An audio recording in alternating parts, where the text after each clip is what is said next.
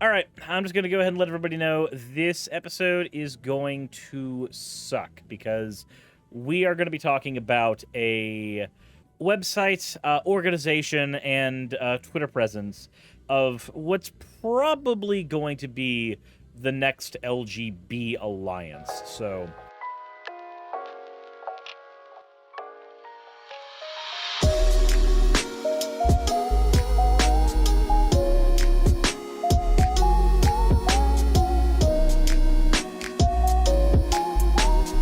from Rick Hopper Fluffy Boy, literally the first GIF ever.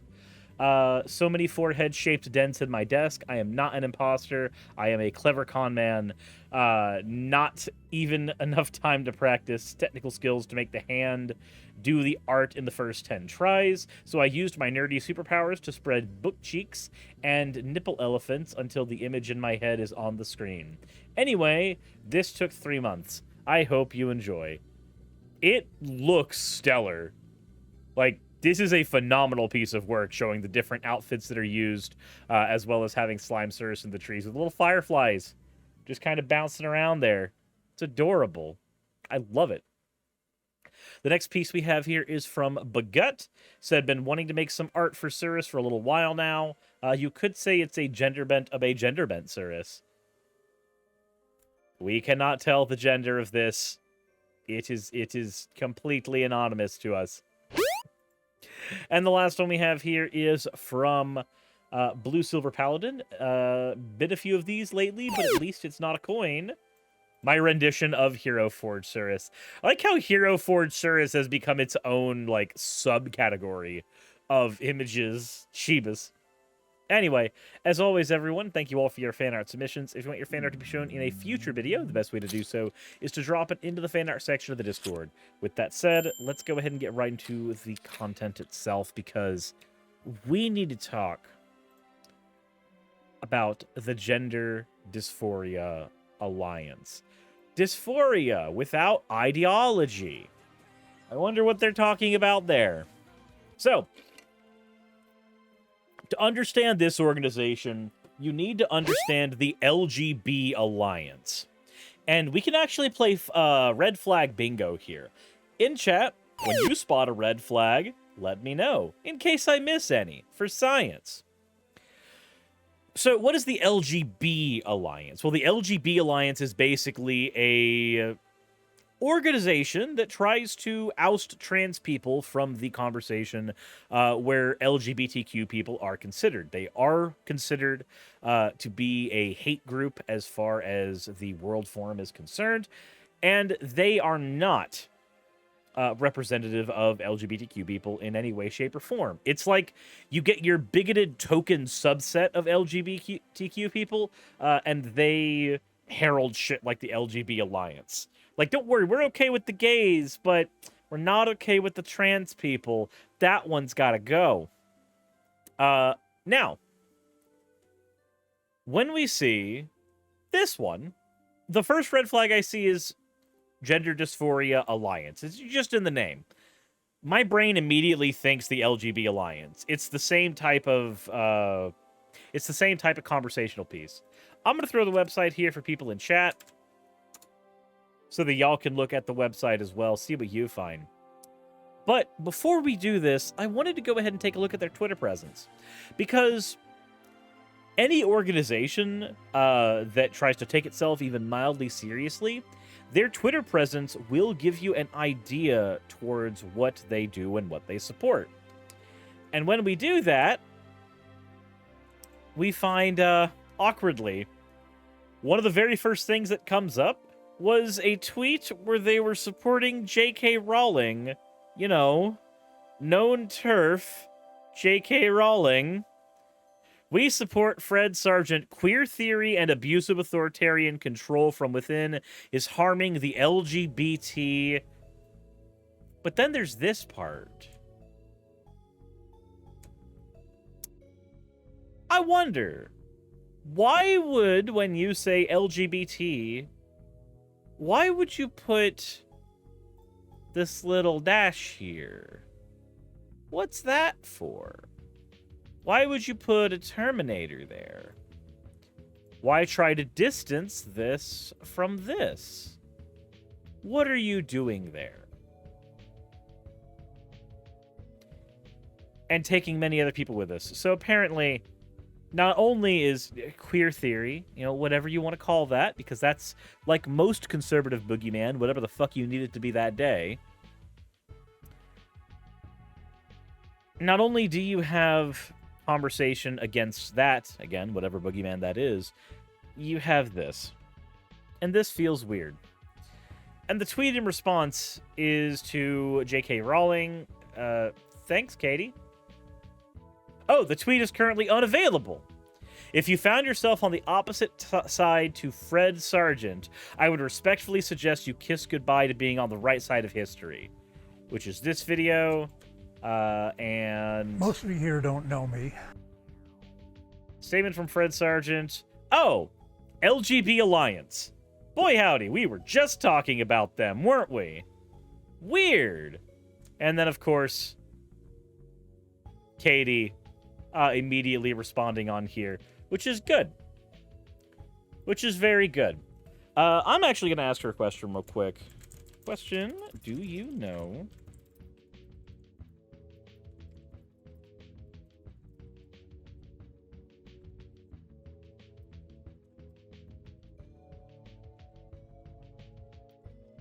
New. There we go. Okay. Just sending Katie a message real quick, seeing if she knows anything about the Lgb Alliance that I have not got up already here. So, it's really weird. I did not look at the video J.K. Rowling had there. I was simply making the comparisons to Lgb Alliance because that seemed apt at the time. And now we're here, and we've come full circle. So let's go ahead and take a look at the video on their channel, which is, thankfully, very small right now, about what the Gender Dysphoria Alliance is.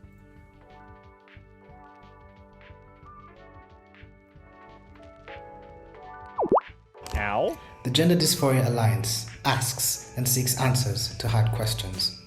That means nothing. Also, could you please, if you're a professional organization, could you get your mic checked? You need to get some way to pad out the echo in your room. Transgender, transsexual, non-binary, queer. What do these terms mean? Is gender socially constructed or biological? A little bit of both.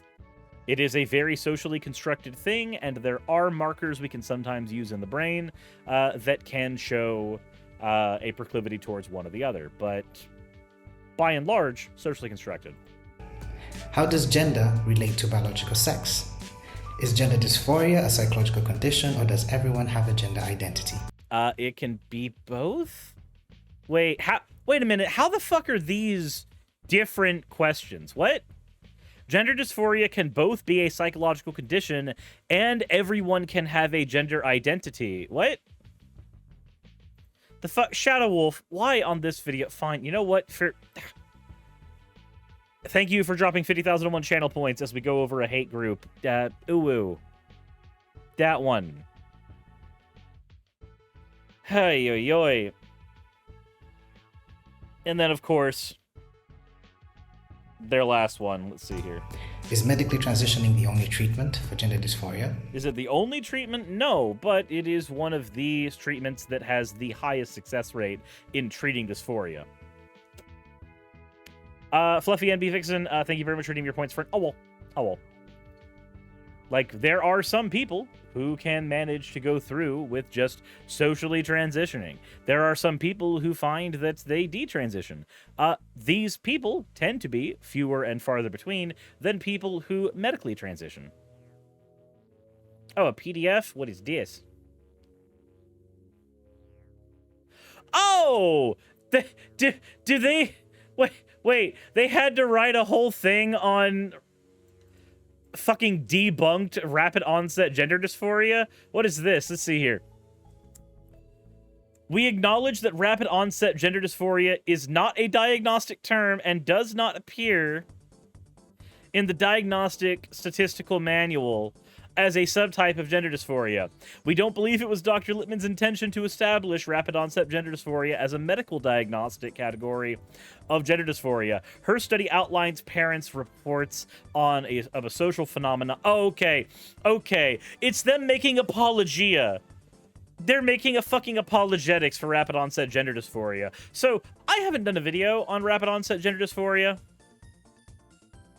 I haven't done a video on it, but just so you know, rapid onset gender dysphoria is a major, giant, huge bit of fucking pseudoscience. The idea that one day you will just randomly have this shift and peer pressure will force you to become or to have gender dysphoria, and then it can leave as fast as it comes. This is not a fucking thing that happens to any conceivable degree. Block phasers on a-holes, basically. Some trans advocates have been quick to see rapid onset gender dysphoria as a weapon against the trans community. It is. It's the okay, guys. I'm gonna say rapid onset gender dysphoria in a very different way.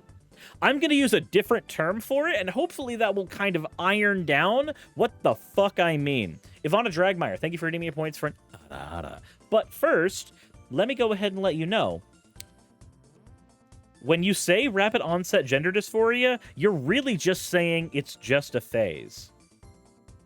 That's the same statement. If you are saying someone has rapid onset dysphoria, you are telling them that what they are going through is just a phase. That's what it is. How many times have you seen gay people and trans people and multiple other fucking people sit there and go and have to defend themselves and say, no, what I'm going through is not a phase? So it's even worse than that? Oh, I know it's worse. Oh my fucking god. There's more on there. We're gonna get in there in just a little bit. So just phase is an underhanded phrase? It is. But okay, so we've got a document here, which, you know, you can pause and read if you want. But it is a giant bit of apologia so that they can hide behind rapid onset gender dysphoria as a term that they are going to use on their websites. We're not aware of any evidence that disproves the phenomenon of rapid onset gender dysphoria. Are you sure that the lack of evidence that it's even a fucking thing should count? Because I think it should. Anyway, let's go ahead and continue, because we got a little more to look at besides just that.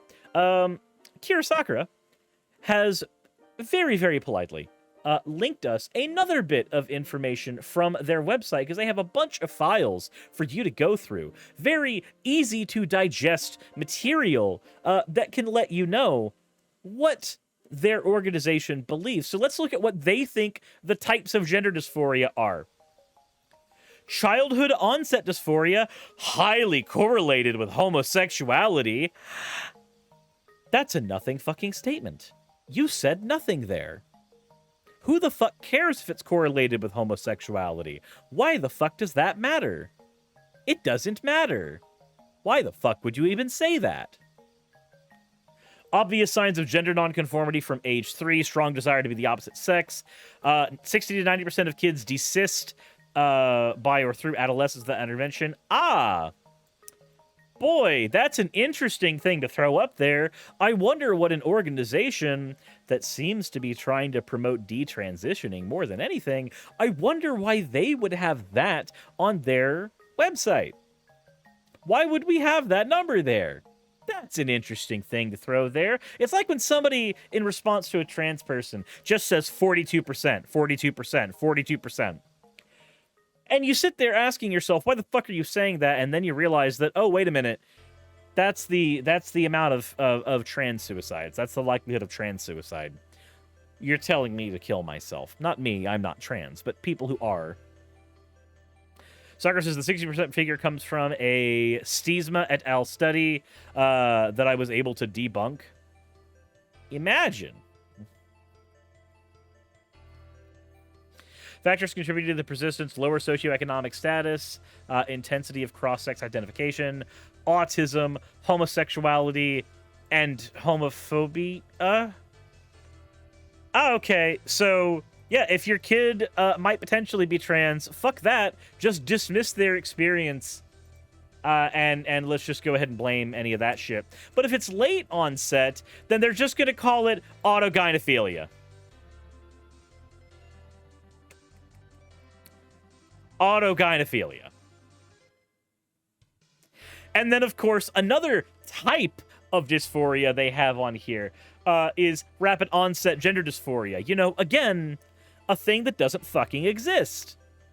Because we can't find solid evidence of the damn thing existing. So don't put it in your fucking publication. Okay? Okay. An inversion of heterosexuality by which the natal male becomes attracted to the idea of themselves being a female. Isn't it weird that they target trans women more often with this? Have you noticed that? Have you noticed how often trans men get left out of this conversation?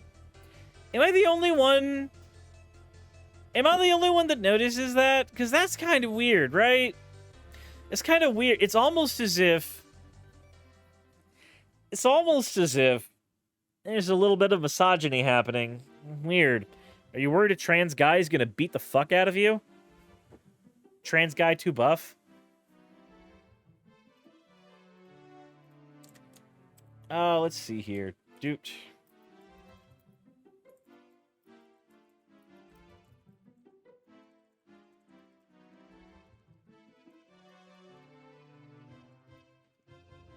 Give me a second. Of mine found this. So Katie actually did not know about them yet. There's not a lot of information on them yet. All the information we're getting is just from their website. That's just... You found a similar movement targeted at minorities? Yeah. Something lengthy brief in Canada opposes informed consent. So even then, true story. My trans guy roommate was once weirdly excited by trans mask phobic because they acknowledged his existence. It's amazing if people don't acknowledge who you are. It can be very easy. It can be very easy to see somebody who is at the very least acknowledging what you call yourself, what you identify as, who you identify as better than they are. Tinfoil hat time, but I think it's odd that groups like these have been popping up more and more with the influence of Trump. I'm hoping I'm wrong, and it's just tinfoil hat thing. No, I think that the Overton window being further to the right naturally means that there will be more people who will find this type of rhetoric appealing. Because they feel seen. They feel heard. If you're a bigot who doesn't want to call yourself a bigot, anything that makes you feel more seen and more valid, you'll use.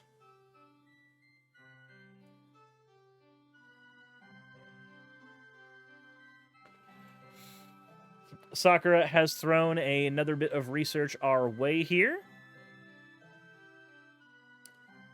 Oh.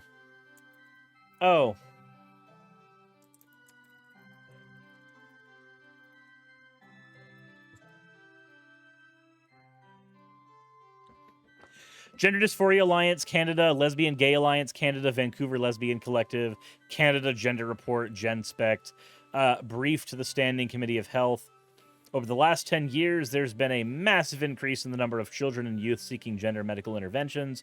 Gender clinics for youth around the world have reported tenfold greater increases in number of referrals.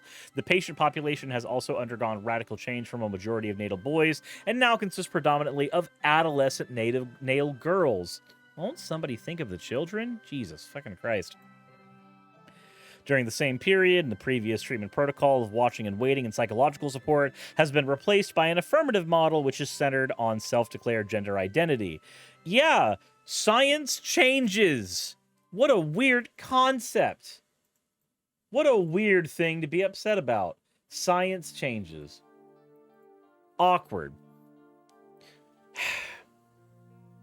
Both my boyfriends are trans, and we all find people who think they're lost lesbian sisters, and that's grimly hilarious because they are both very heavily gay-leaning bi or pan. Yeah, I've seen...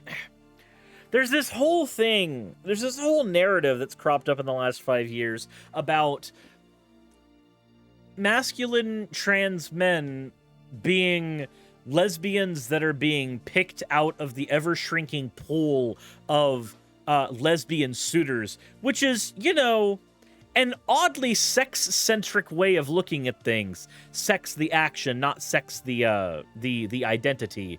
No. That is a bit of propaganda that we've been seeing crop up a lot recently. And it's bullshit. But we have been seeing it a lot. Like, it's trans men leaving the potential lesbian space and trans women invading the lesbian space. That's, like, those are the two narratives we see from the people who use those arguments. And they're fucking bullshit. They're stupid. But we still see them. And it's dumb.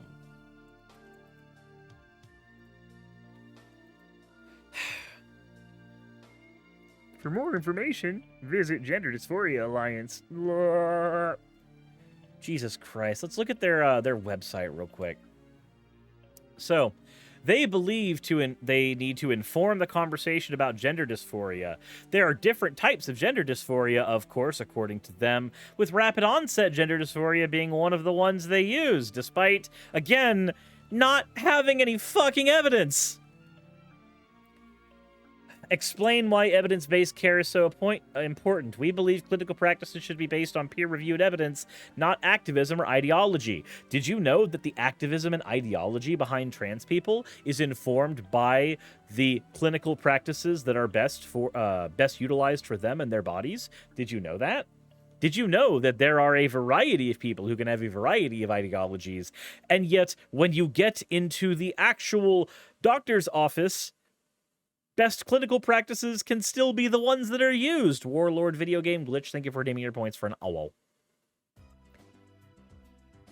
Jesus Christ. Include people who detransition, regret, or desist in all aspects of the conversation. You know, pick a lane. Either trans people exist as only, like, less than 1% of the population, and therefore they don't matter in the conversation, or if you're going to keep that lane, then accept the equally valid lane of people who detransition make up less than 1% of people who are trans, and therefore don't matter in the conversation. Pick a lane, and if you pick one, accept the fucking consequences of it. Support sex-based rights when carrying out work, and that's a red flag for me. Do I support sex-based rights? Most people should. However, when you say sex-based rights, I've seen enough TERFs online use that language that it doesn't mean actual rights to me. It's just a fucking red flag. Then, of course, they go, we endorse the realities of biological sex. We believe people with gender dysphoria are ill-served when we are told our sex does not matter. There are situations in which your sex matters, and there are situations where it doesn't. When it comes to your identity, your sex doesn't matter all that much. When it comes to medication, it matters a little more.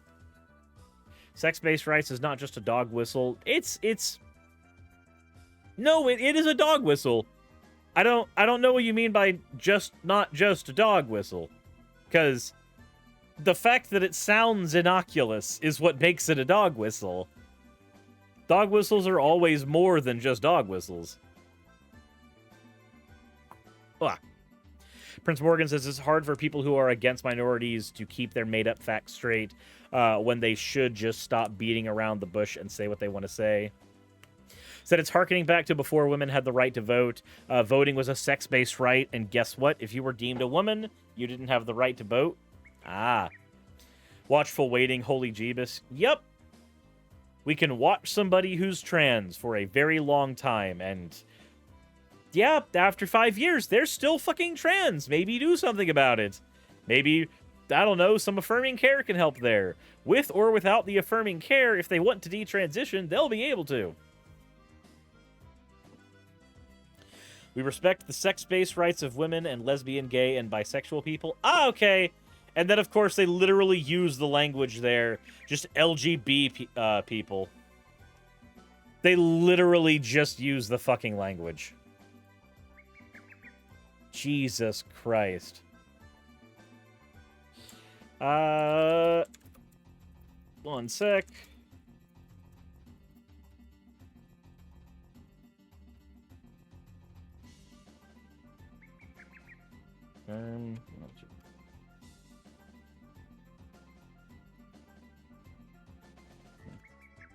There we go. After 5 years, we're either still trans or dead. Yep. Yep. I just want to go back to this one. Like, fucking autogynephilia is largely not a thing that we fucking see with trans people in general. Childhood onset stuff, if you want to have a wait-and-see approach for a few years while a kid's a kid, then sure, but once it comes time for the puberty blockers to come in, maybe fucking use them. They are reversible. And, come on, stop bringing us to this rapid onset gender dysphoria nonsense. I like how they have to say, not a formal diagnostic term, but a name for a recent social phenomenon. Boy howdy, that's a weird way to spell pseudoscience. That's such a strange way to do it. Jeebus. Anywho. So, what we have here... Yeah, so the social contagion theory for transness can go fuck itself. So what we have here is another wonderful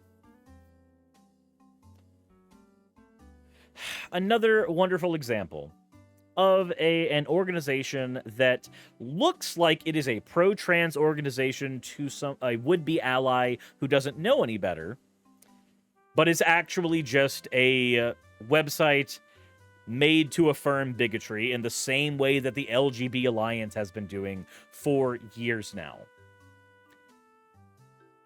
This is a warning. Websites like this exist. Communities and organizations like this exist. They would take somebody who could be an ally to trans people, and in their naivete, they read through these documents and start believing shit like rapid onset gender dysphoria, autogynephilia,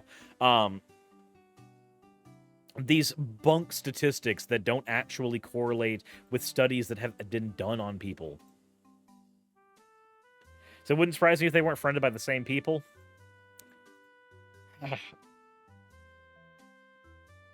So, do yourself a favor. Inoculate yourself from bullshit. Make sure that if you're reading studies, that you are checking the citations for said studies, and make sure that you come out the other end knowing what the hell you're talking about, as opposed to looking at a propaganda website masquerading as a self-help place. Please, thank you, and insert end of video tagline here.